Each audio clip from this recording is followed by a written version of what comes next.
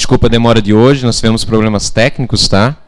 Mas, em compensação, nós vamos mudar um pouco o nosso cronograma de hoje. Nós hoje temos aqui a presença do Paulo Neto, que é o nosso palestrante convidado nesse mês de aniversário da CEIU. O Paulo, ele é um mineiro, é um pesquisador, um palestrante espírita, bem conhecido no movimento, e vai nos brindar, dentro da nossa temática do nosso curso sobre reencarnação na Bíblia. Então vai casar direitinho para nós complementarmos tudo que nós vimos até agora, das crianças que lembram de vidas passadas, daqueles casos em várias culturas, em vários tempos, na história humana, complementar o que vocês leram lá no capítulo 4 e 5, que eu pedi para vocês no último encontro, né? Que eu sei que todo mundo leu, né? Que ótimo. Então, só vai acrescentar informações para vocês, tá? Vocês vão poder fazer perguntas, né, no momento que ele der abertura para isso, tá? Esperem daí o microfone para o pessoal de casa escutar também a pergunta de vocês, tá? E no próximo encontro nós vamos fazer daí aquele geral que nós iríamos fazer, tá? De perguntas de tudo que nós vimos até então, para entrar numa nova temática depois, que nós vamos entrar sobre perispírito, tá? Que vai começar com casos que a Kátia Freiner vai trazer para a gente sobre experiências de quase morte. Tá? Então hoje nós temos essa grata satisfação, então vamos aproveitar bastante, aproveitar essa temática que o Paulo ele aborda vários assuntos. Ele tem um site, né, Paulo? Até se quiser depois passar o site para o pessoal, tá? Onde ele dispõe de todo o conteúdo, todas as pesquisas das palestras, dos livros. Ele tem livros publicados sobre assuntos diversos na área de pesquisa, estão disponíveis para qualquer um que queira lá baixar e consultar e pesquisar e usufruir daquilo, tá? Então vamos só fechar nossos olhos para uma pequena oração inicial, relaxando o corpo, a mente, pedindo para a espiritualidade, boa amiga aqui presente, que possa estar junto de cada um de nós, abrindo nossas mentes e corações para as informações que o Paulo vai nos brindar, que o nosso palestrante seja iluminado, intuído, a falar aquilo que cada um de nós necessita para o nosso engrandecimento, para termos forças no combate do dia a dia, na reforma que todos necessitamos dentro de nós. Em Teu nome, Senhor, da espiritualidade, boa amiga aqui presente, damos aberto as primeiras etapas de hoje, do nosso curso, que assim seja. Paulo, bem-vindo. Fica a palavra para o senhor. Hein? Ok, obrigado. Boa tarde, gente. Sempre toda palestra a gente faz a nossa oração particular, né? Levando o nosso pensamento a Jesus, pedindo que possa nos assistir através do mentor da casa, os trabalhadores do estudo, né? Que a gente possa fazer um bom proveito da tarde de hoje do nosso estudo. Então, nosso tema é reencarnação na Bíblia. Obviamente, não é? Para quem acredita, porque tem olhos de ver, porque tem pessoas que não enxergam de jeito nenhum. E por mais que para nós fica claro, para as outras pessoas não fica, né? Mas a gente vai tentar mostrar para vocês, vamos compartilhar com vocês essa clareza, tá? Espero que no final a gente possa chegar num denominador comum. Bom, essa frase é uma frase que nós já vimos aí no meio espírita. E muitas pessoas dão essa frase como se fosse de Kardec. Mas, na verdade, não é de Kardec. A gente não sabe de quem. Ela surgiu no movimento espírita e está colocada no túmulo de Kardec. Representa o pensamento de Kardec? Claro, óbvio. Representa o pensamento de Kardec. Mas ele não foi o autor. E também não sabemos quem foi. Ficou claro? Porque muita gente vê a frase e põe na Kardec embaixo, né? Quer dizer, dá a impressão que é a frase de Kardec, mas não é de Kardec. Isso. Cabelinho de anjo. Uma das coisas fantásticas que a gente, pelo menos que eu acho em Kardec, que ele não tem preocupação de converter quem quer que seja. Nem de, vocês têm que se tornar espírita, não tem, né? Nunca preocupou com isso. Então, veja bem, o espiritismo se dirige aos que não creem, que duvidam. E não aos que têm fé e a quem essa fé é suficiente. Ele não diz a ninguém que renuncie às suas crenças para adotar as nossas. E nisso é consequente com os princípios de tolerância e de liberdade de consciência que professa. Veja bem, se eu quero a liberdade de seguir a religião que eu quero, então eu tenho que dar o direito ao outro. Acabou. Né? E se a pessoa está bem numa religião, que fique lá. É preferir ela bem numa do que mal na minha. Tá certo? Não tem. E Deus lá vai ficar nos separando por religião? Esse tempo já passou. Né? A nossa compreensão de Deus, com certeza, é um pouco modificada para entender que Deus não nos separa por religião. Então, por que não vamos ficar aqui separando por religião? Ok? Revista Espírita, do ano de 1862. A reencarnação não é, pois, uma opinião. Essa é opinião de Kardec, tá? Um sistema, como uma opinião política ou social, que se pode adotar ou recusar-se. É um fato ou não é. Ou seja, ela existe ou não existe. Né? Se é um fato, é inútil não ser do gosto de todo mundo. Quer dizer, se existe, se gostar ou não, faz a mínima diferença. Né? Não importa. Tudo que se disser não impedirá de ser um fato. Ok? Então, quando a gente fala de reencarnação, nós estamos falando da reencarnação como um fenômeno natural. Não estou falando de assunto teológico. Não estou falando de teologia. Teologia é outra coisa. É um fato que a gente vai dentro dessa ótica que nós temos que trabalhar. Essa frase eu achei interessante, porque me mostrou um outro lado, que eu não conhecia. Há duas maneiras de ser enganado. Uma é acreditar no que não é verdade. Essa todos nós sabemos. A outra é se recusar a acreditar no que é verdade. Deu para entender? E é por causa da reencarnação. Então, o cara não quiser acreditar, não podemos fazer nada. Mas que ela existe, ela existe. E você vai reencarnar, vai. Né? Quer queira ou não, quer goste ou não.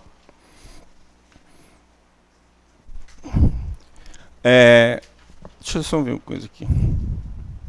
Portanto, ou seja, para nós espíritas, o fato da reencarnação estar na Bíblia ou não faz a menor diferença. Porque nós entendemos como fenômeno natural. Ok? Então, nós não buscamos fundamento teológico nenhum. A reencarnação nós acreditamos porque está na Bíblia. Né? Nós vamos mostrar que está.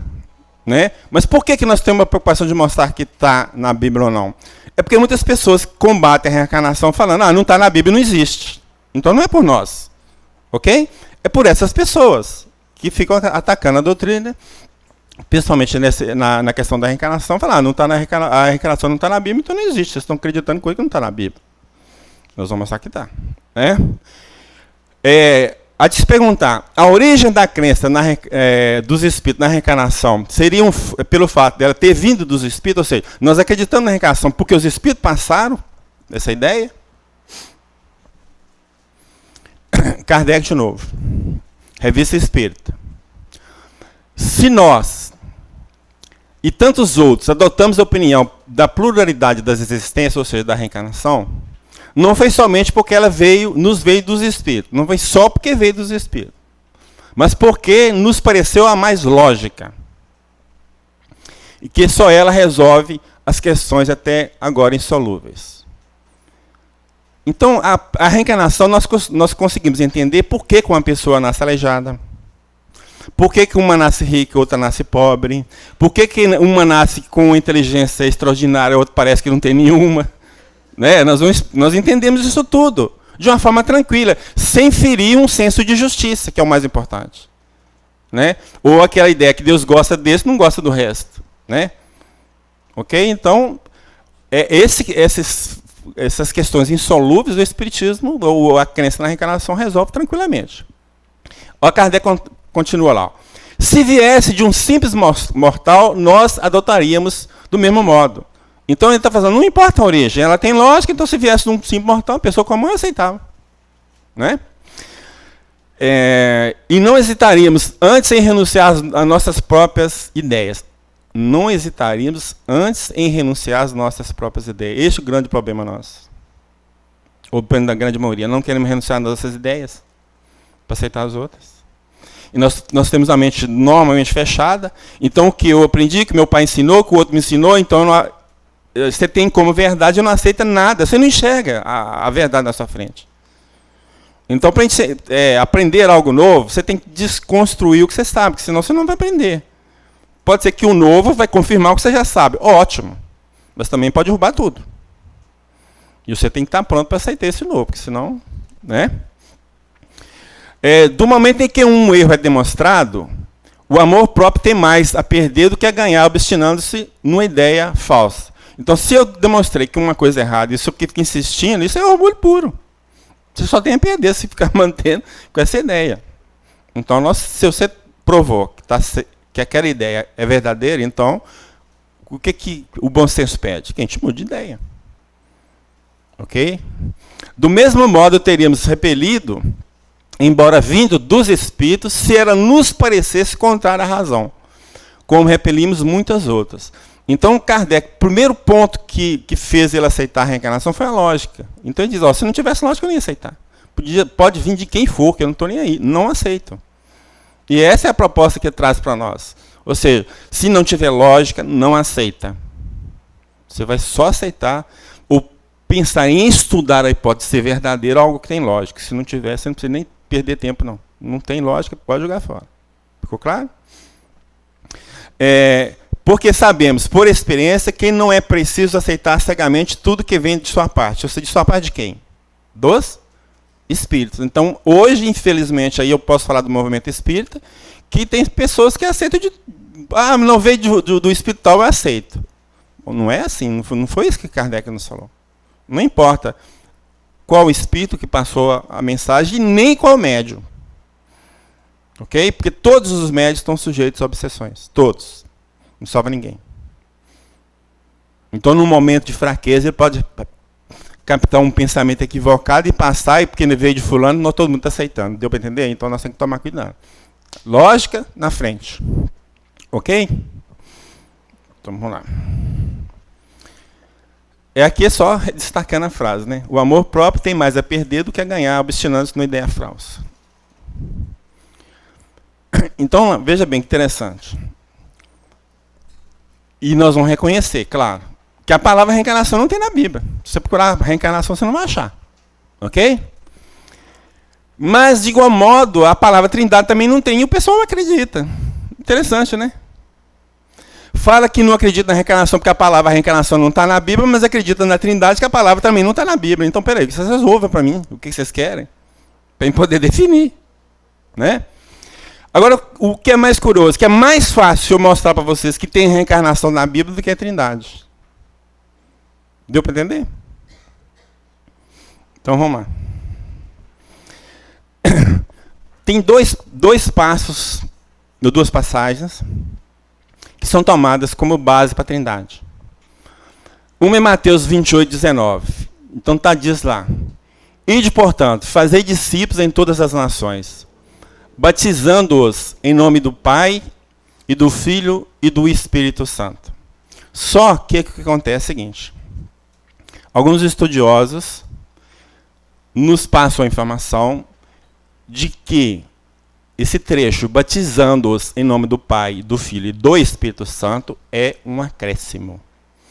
Ou seja, tem textos mais antigos, não tem essa passagem, não. Esse texto, não. Então, o texto antigo seria, ide, portanto, fazer discípulo em todas as nações. Pronto, morreu aí. Foi acrescentado por quê?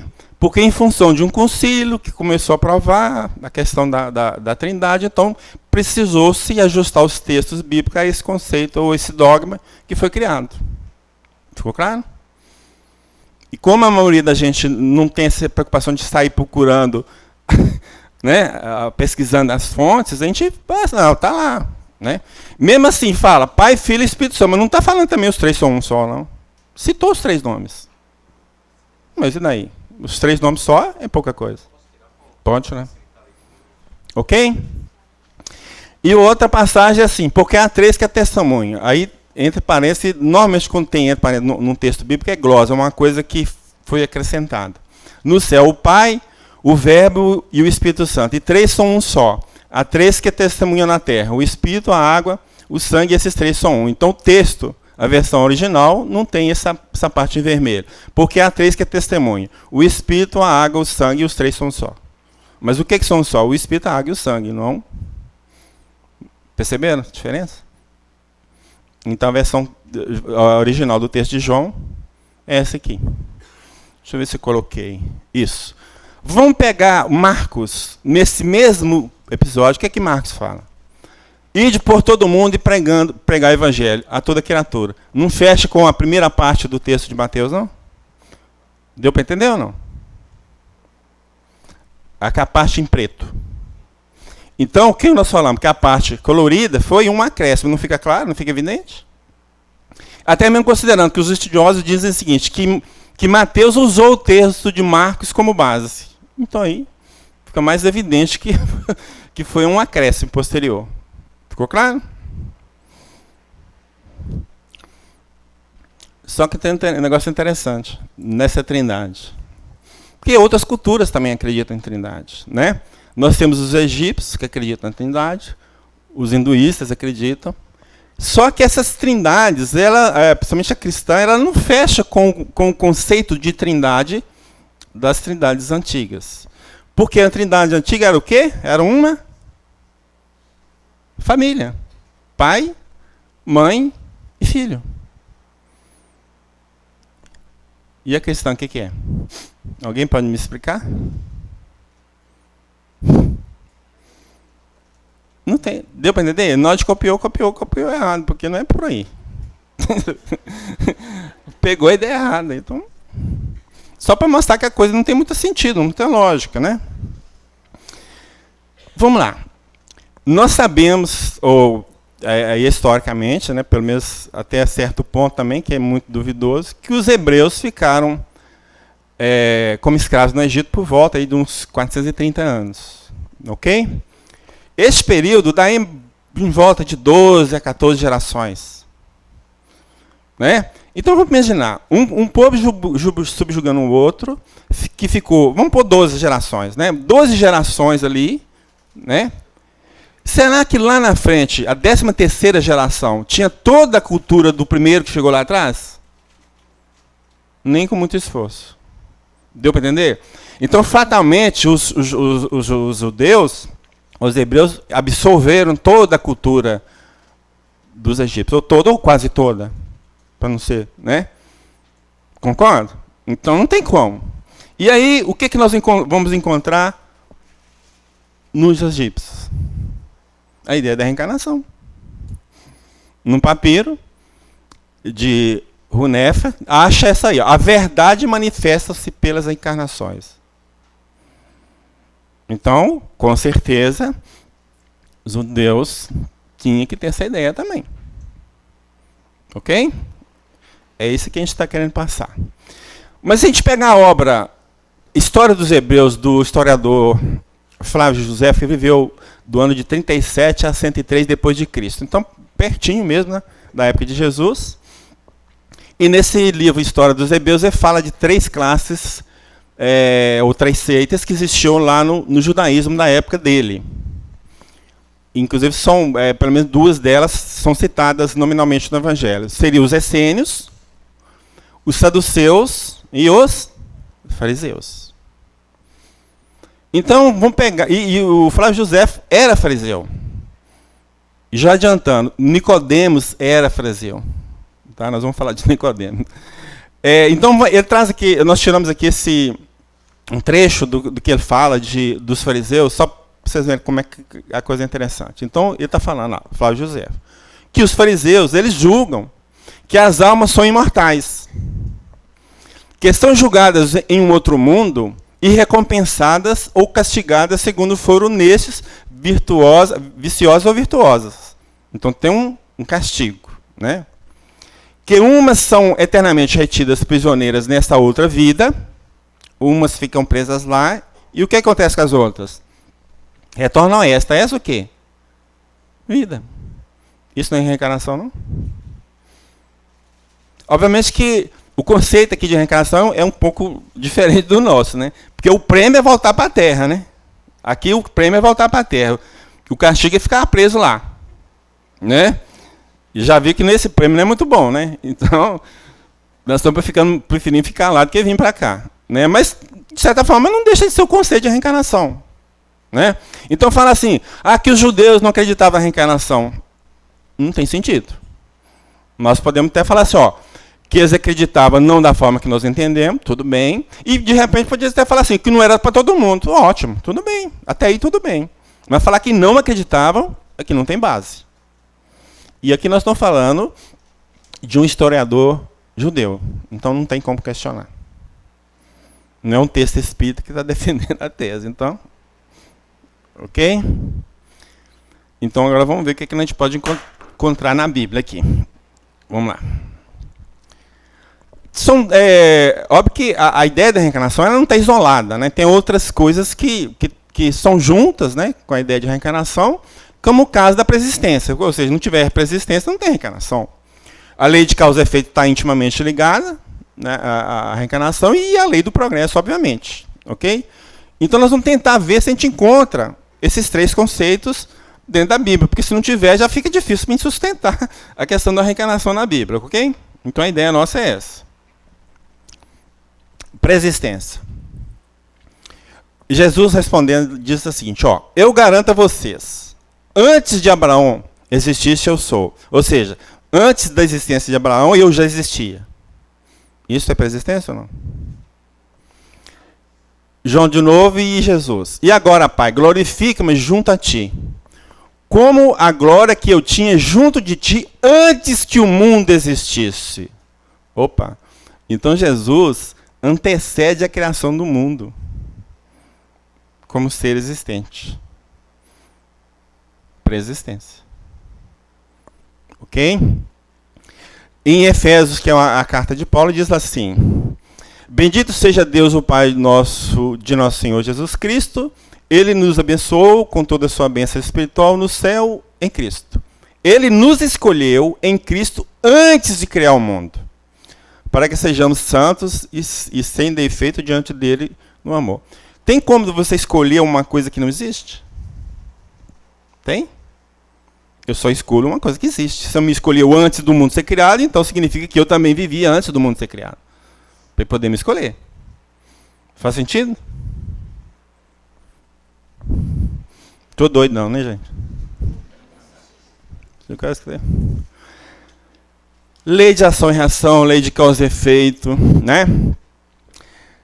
Porque o Filho do Homem virá na glória de seu Pai, com os seus anjos, e então retribuirá a cada um segundo as suas obras. De acordo com o que você fez, você terá a recompensa. De novo, Jesus. Jesus diz lá, se não me engano foi para Pedro. Pedro, guarde a tua espada, ou embanhe a tua espada, pois todos os que usam a espada, pela espada morrerão. Isso não é lei de causa e efeito? Aquele que comete pecado é escravo do pecado. Isso não é lei de causa e efeito? Ele curou um doente que estava acamado. A gente não sabe se era de nascença ou não, o texto não fica muito claro. Mas curou esse doente. E Jesus encontra com ele de novo no templo. Né? E aí ele fala para essa pessoa que foi curada só: você ficou curado. Não peques de novo, para que não lhe aconteça alguma coisa pior. Epa. Significa que o quê? Que a doença dele, bem entre aspas, tá, gente? É um castigo por alguma coisa de errada que ele fez lá para trás. Ficou claro? Se você pecar de novo, vai vir pior, meu. Não fica claro isso aí? Então é lei de ação e reação, lei de causa e efeito. Né? E aqui, que eu até já tinha falado, né, quem comete o pecado é escravo do pecado. Fica claro então, gente? Porque sem isso a gente pode montar toda uma construção e o cara derruba por causa disso. Né? Então nós temos que cercar tudo quanto é lado. Lei do progresso. Jesus vem e diz assim, sede perfeito como é perfeito o vosso Pai Celestial. Se nós, seres humanos, não temos condições de chegar a essa perfeição relativa, é óbvio que não podemos ser perfeitos igual a Deus, mas relativa, então Jesus nos enganou. Se tem jeito, tem um progresso para a gente chegar lá. Porque do jeito que está, não chega não. Tá certo? Vamos ter que passar por várias fases para chegar lá. Então, intimamente está ligado que é uma possibilidade de progresso futuro. Fica claro? E aí, Paulo, a meta é que todos juntos nos encontremos unidos na mesma fé e no mesmo conhecimento do Filho de Deus, para chegarmos a ser o homem perfeito que, na maturidade do seu desenvolvimento, é a plenitude do Cristo. Vamos ler só o que está em vermelho. A meta é chegarmos a ser o homem perfeito na plenitude do Cristo. Fechou? Pergunta 625 do Livro dos Espíritos. Qual o tipo e modelo que Deus oferece à humanidade para servir de exemplo? Resposta: vede Jesus. Fecha?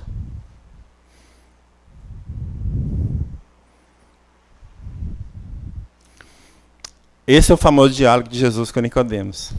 Que eu já adiantei que ele era fariseu. Ele foi ter com Jesus de noite, né? Porque ele, como representante lá do Sinédrio, né, ficou meio sem jeito de encontrar Jesus de dia, né, e todo mundo falar, então ele foi de noite. Então, narra, deixa eu ver, texto de João. Então narra João lá o seguinte, ó. Havia entre os fariseus um homem chamado Nicodemos, um dos principais dos judeus. Ele foi ter com Jesus de noite e disse-lhe: Rabi, sabemos que é mestre, vindo de Deus, pois ninguém pode fazer esses sinais que tu fazes se Deus não estiver com ele. Respondeu-lhe Jesus: em verdade te digo, se alguém não nascer de novo, não pode ver o reino de Deus. Qual a ideia que vocês têm de nascer de novo? Não está intimamente ligado com a reencarnação? A reencarnação é nascer de novo. Agora vamos ver o que Nicodemos vai na sequência e pergunta a Jesus. Ele diz assim, ó: como pode um homem nascer sendo velho?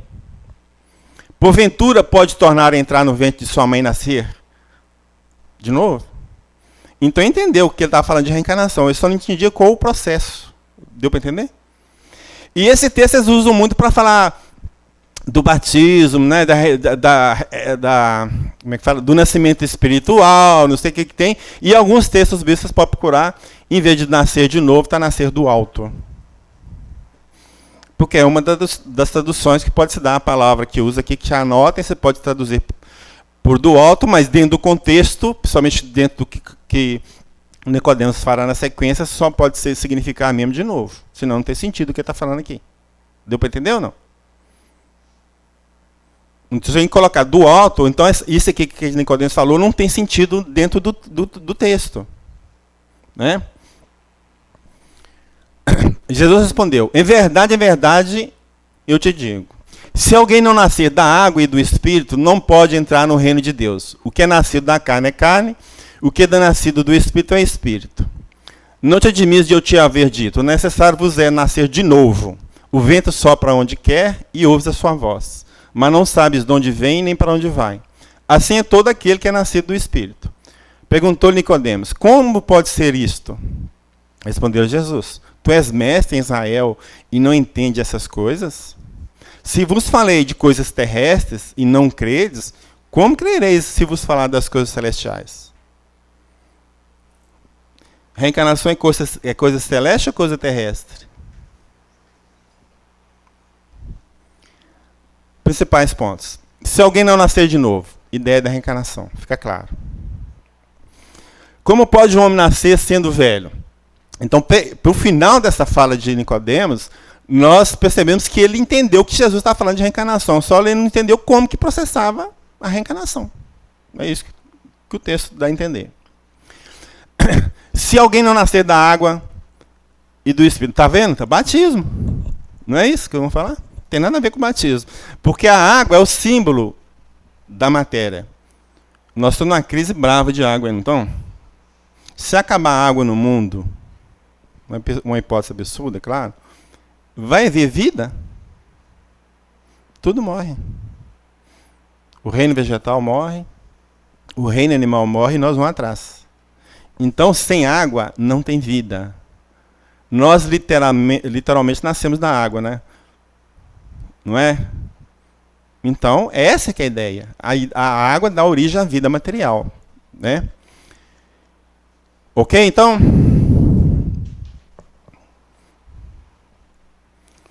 O que é nascido da carne é carne, o que é nascido do Espírito é Espírito. Então, é uma clara separação. a matéria é uma coisa e o espírito é outra. Nós, seres humanos, proporcionamos na criação a matéria do ser que cria. Deus coloca naquela matéria que nós criamos o espírito. Cada coisa vem no lugar. Nós não colocamos no corpo que nasceu, na criança, o nosso espírito, uma parte do nosso espírito, um pedacinho, sei lá. Né? Então esse espírito vem de Deus, não é a parte nossa na criação. O caso do cego de nascença. Ao passar, Jesus viu um cego de nascença. Os discípulos perguntaram: Mestre, quem foi que pecou para que ele nascesse cego? Foi ele ou seus pais? Jesus respondeu: Não foi ele que pecou, nem seus pais, mas ele é cego para que nele se manifestem as obras de... Pergunto: quando é que um cego de nascença vai pecar? A não ser numa vida anterior. Sentido? Ele é cego de nascença. No caso, Jesus, não foi ele. O pai pode vir ter um filho com uma certa deformidade em função de compromisso com a justiça divina. Pode, também. O filho pode até vir cego, sem ter que pagar nada, mas o pai e a mãe têm que pagar. Deu para entender? Tem essa hipótese também. Mas no caso, Jesus, não foi ele nem os pais, nenhum dos dois. Ele veio para que se manifestasse as obras de Deus. Então, aquele cego veio em missão, para que fosse curado por Jesus, para que abrisse os olhos dos que te enxergavam. Deu para entender? Abriu os olhos dos que enxergavam. Ele veio com missão. Eu sabia que ele... Entendeu? Tranquilo. Né? Então, corre isso aí. E a questão de um pagar pelos erros dos outros, então, aferir esse princípio do Deuteronômio 24:16, que fala: não se farão morrer os pais pelos filhos, nem os filhos pelos pais, cada qual morrerá pelo seu próprio pecado. Ninguém paga por erro dos outros. Então, se Adão e Eva pecou, problema deles. Não tem nada a ver com essa história. Sinto muito. Ainda mais comer maçã, gente, pelo amor de Deus. Juízo. Uma coisa que nós temos que buscar, muitas vezes, é o seguinte. Um termo hoje, mesmo em português, tá? Um termo hoje pode ter um significado totalmente diferente do que há 20 anos atrás. Quando você pega um texto de uma outra língua, a coisa pode ser pior ainda. Tá? Então, muitas vezes, você tem que buscar entender o termo de acordo com a mentalidade de quem escreveu. E aí que é a dificuldade nossa. É muito difícil fazer isso. Né? Então, você tem que entender da cultura. Então, a questão da ressurreição, nós vamos ter que buscar entender quais as ideias que eles tinham a respeito da palavra reencarnação. Desculpa, ressurreição. Ok? Em termos de dicionário, então, é feito de ressurgir, ressuscitar, ressurgência. Na doutrina cristã, o ressurgir para uma nova vida definitiva, distinta e, de certa medida, após a existência terrestre. E que, a partir da ressurreição de Cristo, aguarda todos os fiéis cristãos. Então, significa que o quê? Que quem morreu antes de Cristo não vai ressuscitar? A partir da ressurreição de Cristo, aguarda todos os cristãos. Olha, antes de Cristo não tinha cristianismo. Né? Então, ninguém vai ressuscitar. Antes de Cristo, ninguém vai ressuscitar. É a loucura que aparece nos textos. Não tem sentido. Ou Deus, desculpa a expressão, ou salva todo mundo, ou não salva ninguém. Não tem meio caminho com ele. Não tem meio termo. E essas coisas que a gente faz de divisão são coisas humanas, tá? Por favor. Então vamos buscar ver, dentro dos textos da Bíblia, as ideias que eles tinham atrás do termo ressurreição, tá? Para saber se tem sentido o que nós estamos falando. Então, um dos entendimentos seria a alma voltar à vida espiritual. Ressurgiu no mundo espiritual. Morreu, ressurgiu no mundo espiritual. Então, ressuscitou. O outro é voltar a volta de uma alma influenciando uma pessoa viva. Seria o caso dos espíritos vindo, usando um médium e trabalhar. Então, dentro do conceito desse, seria uma outra possibilidade também. Voltar a viver no mesmo corpo. O caso de Lázaro, a filha de Jairo, né? E, finalmente, voltar a viver um novo corpo. Nós vamos encontrar esses 4 significados dentro dos textos bíblicos. Ok? É o que nós vamos tentar ver agora. Voltar à vida espiritual. Depois de ressuscitar na madrugada do primeiro dia, após o sábado, Jesus apareceu primeiro a Maria Madalena. Ela foi anunciar isso aos seguidores de Jesus. Quando tem o colchete e os pontinhos que o texto segue, para a gente ficar perdendo tempo lendo demais, a gente corta. Quando ouviram que ele estava vivo e foram vistos por ela, não quiseram acreditar. É claro, porque eles não queriam acreditar, porque era a mulher que estava falando, tá, gente? Se fosse homens, acreditar. Mulher falando, não acredita, não. Em seguida, Jesus apareceu a 2 deles, com sua aparência, enquanto estavam a caminho do campo. E eles também voltaram e anunciaram isso aos outros, que não acreditaram nem mesmo nesse. Nem, isso aqui, no caso, nem nos homens acreditaram, né? Jesus apareceu aos discípulos, aos 11 discípulos, enquanto estavam comendo. Então, essa aparição de Jesus aqui é a aparição espiritual. Só que eles querem dar uma conotação de uma aparição física, porque ninguém sabe o que foi feito do corpo dele. Mas o fato de não ter encontrado o corpo dele não prova que ele veio fisicamente falando. Por quê? Porque simplesmente eles poderiam ter tirado o corpo dele daquele lugar que ele foi depositado, que foi temporariamente, para um outro lugar definitivo. Chegaram, não encontraram o corpo, mas ele estava no lugar definitivo. Deu para entender ou não? Então o fato de sumir o corpo não prova nada. Né? E depois tem... Não sei se eu falo aqui, mas espera aí, deixa eu ver. Mas se eu adiantar, mesmo se lá na frente fala, eu não tenho problema. Jesus diz o seguinte, ó, o Espírito é que dá vida, a carne de nada serve. Ora, se a carne de nada serve, por que eu vou ressuscitar na carne? Deu para entender? Então, vamos supor, outra hipótese. Nós vamos para o céu e nós sabemos que Deus é Espírito. Não é? E Deus é Espírito e nós todos em carne lá com Ele. Tem sentido? Não tem lógica. Os peixes têm a mesma constituição física dos animais que estão na Terra? Que os pássaros? Então, por que nós vamos para uma outra dimensão com o mesmo corpo daqui? Sem a mínima possibilidade. Outra dimensão, outro corpo, outra história, vamos dizer assim. Fica claro?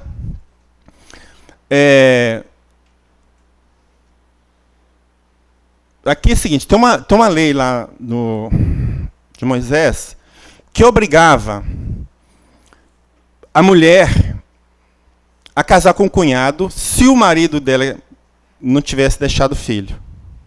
Ela era obrigada a casar com o cunhado.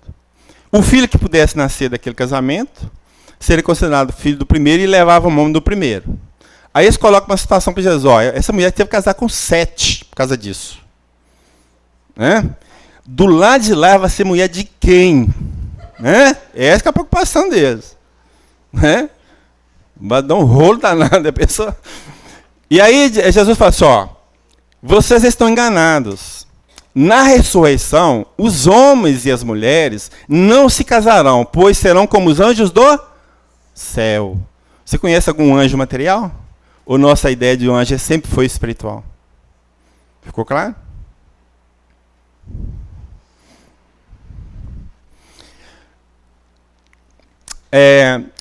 Aqui está se referindo, Jesus se referindo ao seguinte, fala assim, ó, eu sou o Deus de Abraão, o Deus de Isaac e o Deus de Jacó. Ora, ele, Deus, não é Deus de mortos, mas de vivos. Ora, Abraão, Isaac e Jacó já haviam morrido. Se está falando que ele é Deus de vivos, significa que eles estavam vivos na dimensão espiritual. É Deus de vivo. Então, essa ressurreição também é espiritual.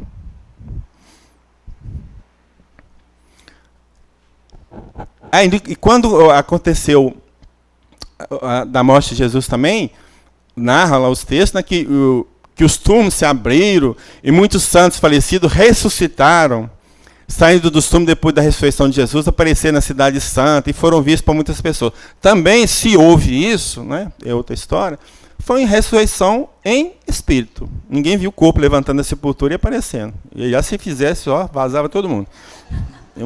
Já pensou? Ô louco, meu. De dia até que a gente, né, mas de noite, então, nossa Senhora, em nome de Jesus, ó. A volta de uma alma influenciando uma pessoa viva. Então, esse é um caso que, eu acho que são 2 textos só que dá para ter essa ideia. Veja aqui. O rei Herodes ouviu falar de Jesus, da fama de Jesus, o que Jesus está fazendo, curando e tal. E ele ficou preocupado, e foi pensando assim, João Batista ressuscitou dos mortos e é por isso que o poder de fazer milagres opera nele. Nele quem? Em Jesus. Deu para entender ou não? Meio confuso, né? Então o que ele está falando aqui? Ó, Jesus faz milagre, é porque o Espírito de João Batista está nele, baixou nele. Deu para entender? Então a ressurreição nesse sentido aqui é aquela de alguém, de um Espírito influenciar uma pessoa viva para fazer o que tem que fazer. Fica claro agora ou não? Fica, gente? Outros, porém, não vou seguir, não, porque isso não vou falar lá na frente. Acabar falando. Voltar a viver no mesmo corpo. Jesus curou, ou fez voltar à vida, a filha de Jairo, filha do viúvo de Naim e Lázaro.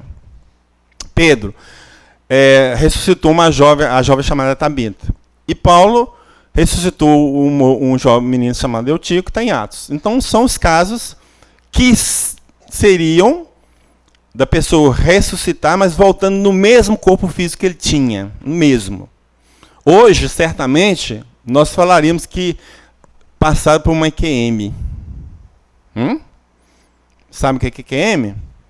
Experiência quase morte. O cara que teve com o pé do lado de lá e voltou. Ok? Aquela época, por exemplo, no caso de Lázaro. Aquela época, o cara mal caía morto, já estava enterrando. Né? Então, será que naquela época não enterraram ninguém vivo, não? Né?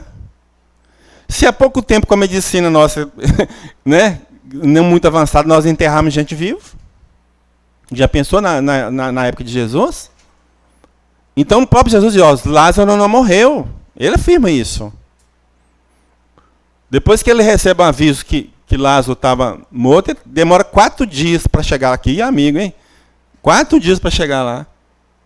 É porque sabia que ele não tinha morrido. Não, na hora que ele chegar lá, eu vou chamar o espírito dele, vai voltar. O espírito vai assumir o corpo dele, vai voltar a viver. Ele tinha essa autoridade moral para fazer isso. Né? Ok? Agora, nossos olhos. Ressuscitou um morto. Mas morreu. Quando ocorre o desligamento do nosso corpo espiritual, do corpo físico, só uma nova encarnação para nós. O nosso corpo não tem jeito de voltar nele para mais. De jeito nenhum. E não tem milagre. E milagre, Deus não revoga a lei para fazer. A lei de Deus é perfeita. Se ele precisar de fazer um milagre por algum motivo, ele está mudando alguma coisa. Se ele está mudando alguma coisa, ele não fez perfeito. Se ele não fez perfeito, ele não é Deus. Então a coisa vai por tabela. Fez, está feito, de que jeito não pode mudar. Né? Voltar a viver um novo corpo. Então aqui nós temos a ideia de quê? Da reencarnação. Ok? Então vamos lá. Aí voltamos a Herodes de novo, aquele texto do Herodes. Então, perplexo, tal, João. Outras pessoas diziam de Jesus, né? É Elias que reapareceu. Outros ainda, é um dos antigos profetas que ressuscitou. Olha o termo, olha o verbo que está usando. Então, uns falam assim, ó, Jesus, é o Elias que foi prometido, está aí o homem aí. Outros não, é um dos antigos profetas, não sabia quem. Ora, como que Elias ou um dos antigos profetas podia voltar na pessoa de Jesus se não fosse pela reencarnação? Tem algum jeito? Jesus perguntou, quem diz a multidão que eu sou? O que eles falam a respeito de mim? Eles responderam, alguns dizem que tu és João Batista, outros que é Elias, mas outros acham que é um dos antigos profetas que ressuscitou. O verbo é outro evangelista, o mesmo verbo. Ok? Então, mesmo que, é o que eu disse lá atrás, mesmo que isso não fosse regra para todo mundo, ou seja, que fosse só para os profetas reencarnar, mas já era uma reencarnação. Não pode falar que não tem. Ficou claro? E o interessante é que, mesmo Jesus ouvindo isso, das pessoas falando que podia ser isso, aquilo, aquilo outro, ele não protestou. Não, isso é absurdo, isso não existe. Ele não falou isso, falou? Quem cala, consente. Então, se ele não falou nada, opondo a essa ideia, sinal que ele assinou embaixo. Fica claro ou não? Pelo menos para mim isso fica muito claro, né? Mas João Batista não pode ser porque foi contemporâneo de Jesus, né? Isso é óbvio. Então mostra que eles também não entendiam muito da questão da reencarnação. Sabia da ideia, mas não entendia muito. Agora nós vamos entrar no foco principal, que é falar de João Batista. Porque é a coisa que é definida mesmo, e quem define é Jesus. De uma forma bem clara, não deixa dúvida nenhuma, né? Então nós vamos fazer uma referência, uma ligação de João Batista com Elias, que foi um profeta que viveu muito, muito tempo atrás, né? E acontece o seguinte, o último livro do Antigo Testamento é o livro de Malaquias. E esse livro de Malaquias tem essa profecia. Então está falando lá o seguinte, no capítulo 3, versículo 1 e versículos 23 e 25, ou 24, 23 a 24. Eis que enviarei o meu mensageiro, para que prepare um caminho diante de mim. Eis que eu vos enviarei Elias, o profeta, antes que chegue o dia de Yahvé grande e terrível. Ele fará o coração dos pais para os filhos, fará voltar o coração dos pais para os filhos e o coração dos filhos para os pais, para que eu não tenha que ferir a terra com anátema. Essa é a profecia. Vamos ver o que aconteceu. Lucas. Aqui nós temos Zacarias, que era casado com Isabel. Isabel já era de certa idade, então naquele período dela já não ia ter filho nenhum, não. Aí aparece um anjo para Zacarias e fala assim, não, essa mulher vai ter um menino. Ele vai nascer e eu vou colocar o nome dele de João. Ainda fala até o nome para pôr no filho. E esse menino terá alegria e regozijo, e muitos se alegrarão com seu nascimento. Veja agora o que fala agora. Ele caminhará à sua frente com o espírito e o poder de Elias, a fim de converter o coração dos pais aos filhos. Já viram isso em algum lugar? Converter o coração dos pais aos filhos? Ouviram isso em algum lugar? Onde que está isso? Não é justamente na profecia de Malaquias? Entenderam ou não? O final da profecia, ó. Ele fará voltar o coração dos pais para os filhos. Não é ligação direta com a profecia de Malaquias?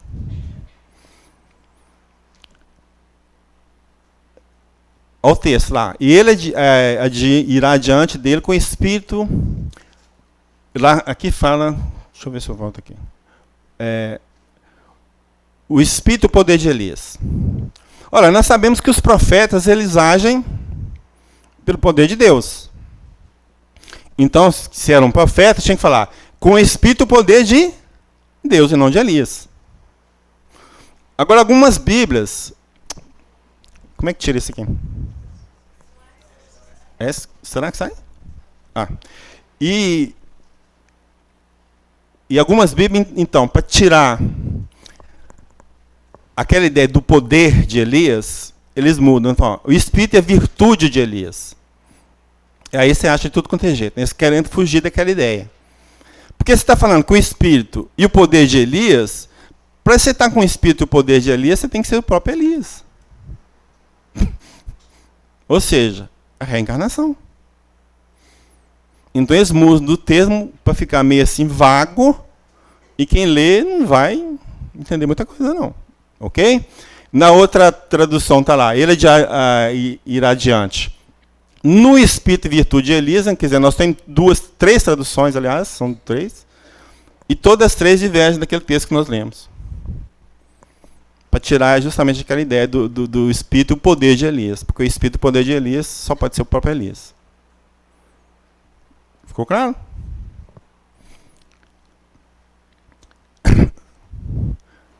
O profeta, eu já falei, que falei em nome de Deus, seria espírito e poder de Deus, não de Elias. E agora é o seguinte, o passo mais interessante é esse aqui, porque Jesus identifica claramente quem é João Batista. Então em Mateus está lá, É de João que a Escritura diz: eis que eu envio o meu mensageiro à tua frente, ele vai preparar o teu caminho diante de ti. Ouviram isso em algum lugar? Ouviram? Onde? Profecia de Malaquias. Fechou? Então Jesus está falando assim, ó, João é aquele lá da profecia de Malaquias que tinha que vir. Ué, mas a profecia de Malaquias fala que ia mandar Elias, mas então João é Elias. De uma forma bem simples, sem muito esforço.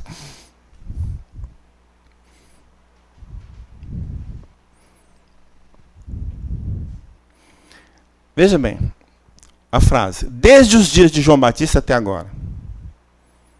Aí segue o texto. Quando você tem uma pessoa que tem uma idade igual a sua, tem sentido você falar assim, ó, desde o tempo de fulano? Fica meio sem sentido, não fica? Se você fala assim, não, desde o avô de fulano, opa, aí já tem sentido, não tem? Então, se João Batista foi contemporâneo de Jesus, não tem sentido ele falar desde o tempo de João Batista. Agora, se ele estava querendo dizer, ó, desde que quando João é Elias, epa, agora sim, já deu sentido.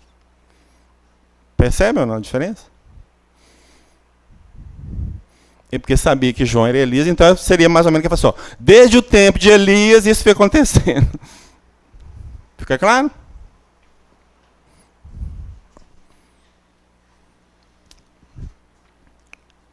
E Jesus diz ainda aos discípulos, deixa eu ver onde que eu tenho isso aqui. Tá. Transfiguração no Monte Tabor. Aí aparece Moisés e Elias conversando com Jesus. Não que os discípulos viram Elias e falam assim, não estou entendendo mais nada. Mas esse que todo mundo fala que Elias tinha que voltar, mas não está ali. Aí questiona Jesus. A respeito como, aqui ó, por que motivos os escribas dizem que é preciso que Elias venha primeiro? Aí Jesus responde, ele certamente virá primeiro. Então, Elias vai vir sim. Para restaurar tudo. Eu, porém, vos digo, Elias já veio. Então já está afirmando, ó, ele já veio sim. Né? E fizeram fizeram com ele tudo o que quiseram, como dele estava escrito. Quem é esse cara que eles fizeram tudo com ele? É o Senhor João Batista.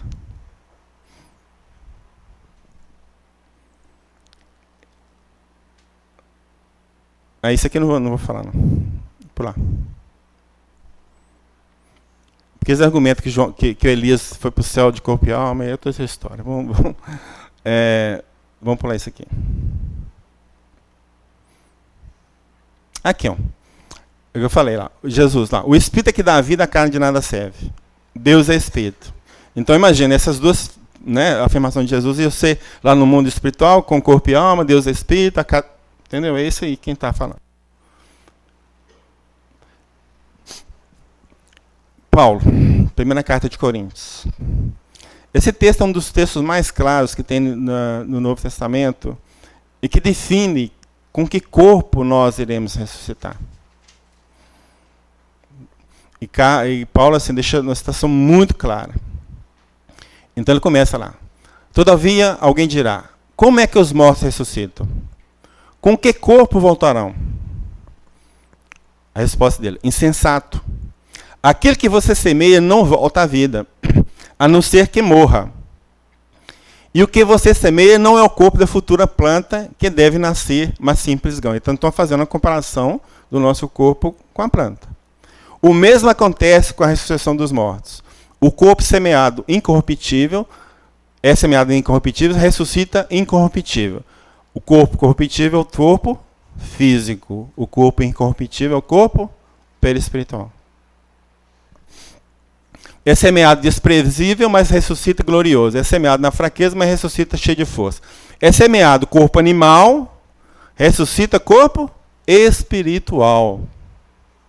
Então, Paulo está afirmando que nós temos um corpo espiritual.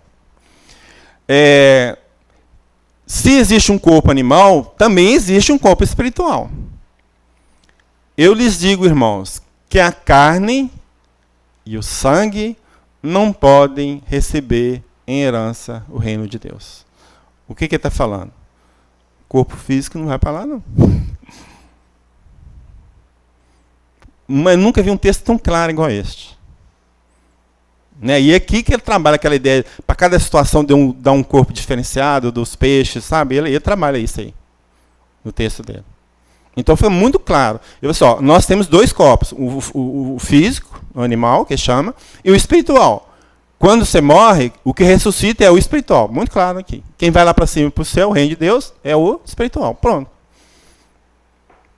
Então, dentro do próprio Bíblia, nós temos texto que sustenta que a ressurreição é espiritual e não física. E mesmo assim, os caras ainda ficam acreditando que vão levantar do túmulo. Nas últimas badaladas, não sei de onde. Essa é a nossa ideia. Não é? Uma turma para lá, outra turma para cá.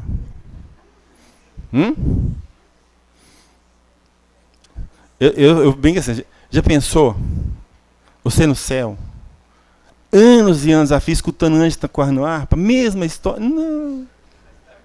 Um ano eu aguento, mas depois disso, sei não. Viu? Pelo amor de Deus. É atividade, os espíritos estão aqui, né? A gente vê as informações, os espíritos estão tudo ativos, eu não aguento ficar parado. Quando você pode, lá do mundo espiritual, agir, até beneficiando os seus entes queridos que ficaram para trás, que você tem mais poder, vamos dizer assim, e você fica lá escutando anjos, tocando harpa.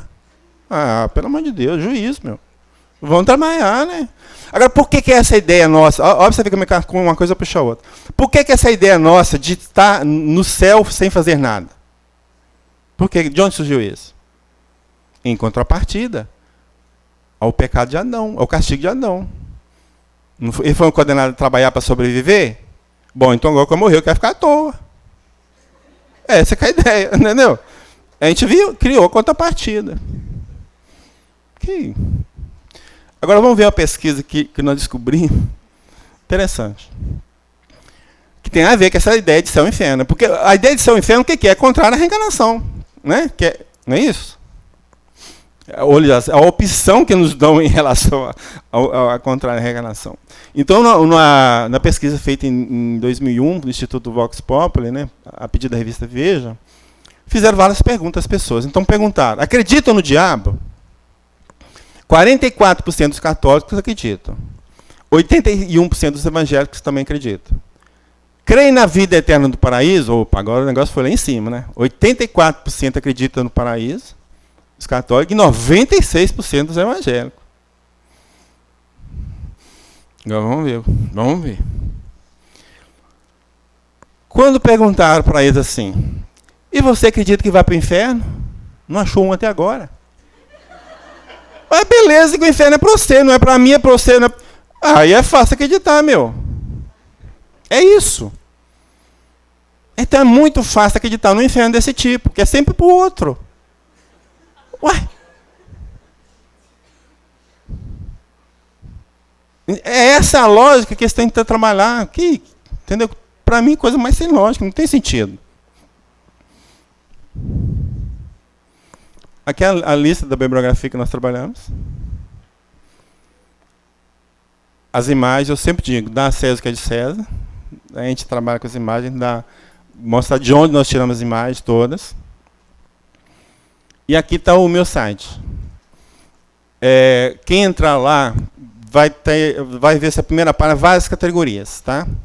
E tem uma categoria, ela chama assim, palestras em slide. Aí você clica lá, vai abrir uma outra página. Coloca em ordem alfabética, tá? Essa palestra está lá como reencarnação, está na Bíblia, uma hora, e tem uma de 1h30. Se quiser o outro, um pouquinho maior, só baixar. Dá para quem quiser. Se tiver alguém que trabalha, que faz palestra em casa espírita e quiser usar o material e achar que precisa de mudar alguma coisa, pode entrar em contato comigo pelo meu e-mail, que eu mando o material em PPT e o cara pode mudar o que quiser. Ok? Acho que eu sempre digo, né? Que a gente sempre trabalha com o texto dos outros, com a ideia dos outros, porque eu vou segurar pensando que é minha de jeito nenhum. Então, quem quiser usar, e não faz diferença nenhuma se citar meu nome ou não, para mim não faz a mínima diferença. Tá? Ficou claro? Conseguir colocar, porque a ideia é uma coisa, colocar essa ideia para que as pessoas entendam de forma clara é difícil, não é fácil não. Mas ficou claro para vocês que está lá assim da forma para quem tem olhos de ver, né, como se diz, né, porque Se o cara não quiser ver, não vai ver mesmo. Ok? Alguma dúvida? Mas então agradeço a paciência de vocês, a chance de falar.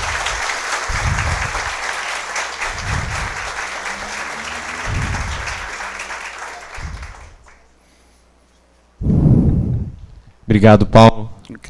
Nossa, complementou muito o nosso curso. Eu acho que deu detalhes, né? Que acrescentou muito. Vale muito a pena a gente entrar no site do Paulo, tem muito material lá à disposição, tá? Os livros do Paulo estão ali fora para quem quiser adquirir, tá? Ele vai estar aqui disponível, se quiserem aproveitar, já vamos pegar um autógrafo do seu Paulo, né? Vamos fazer isso, nós vamos para o nosso intervalinho, só lembrando que a entrada é pela porta de cá, tá? Para a gente se organizar. Oi? Não, a entrada. A entrada para o lanche. Isso, pode ser. Depende, depende do ponto de vista. Paulo, obrigado de novo, tá? Peguei o Paulo de sopetão, tá, gente? Aquela hora que ele chegou, que ele soube que ia dar essa palestra curso pra gente, tá?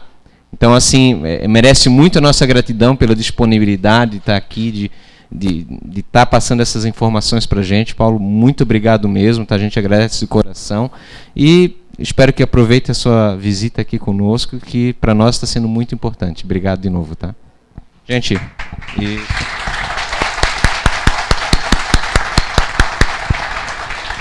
Então, pessoal, vamos pro nosso lanche, tá? Depois da aula.